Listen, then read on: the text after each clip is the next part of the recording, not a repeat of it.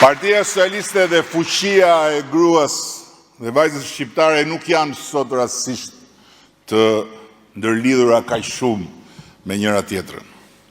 Kjo është një sinergji që është aktualisht shumë domethënëse sepse ka nisur të krijohet qysh 20 vjet më parë, kur i sapo zgjedhur në krye të kësaj familje politike, unë shkoja vizitoja për herë të parë organizatat tona në për Shqipëri.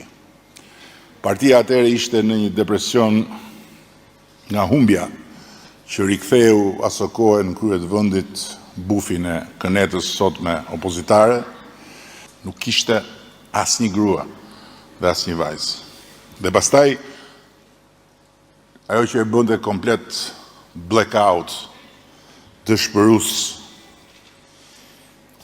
takimin e këtij lloji ishte përgjigja e pyetjes time pse nuk ka asnjë grua sot këtu, pra në organizat. Po ku ka gra këtu ke ne? Pra në zonë. Pastaj unë vazhdoj me përgjigjen, po juve kush ju ka pjell?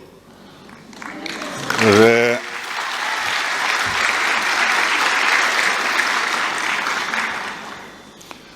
kur ata nuk reagonin, shtoja dhe pyetjen tjetër, po në shtëpi kush kujdeset për ju?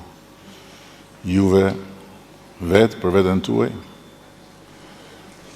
Edhe gjithmonë e kam menduar, imagjinoni sikur të gjitha ju të iknit një muaj nga Shqipëria fare.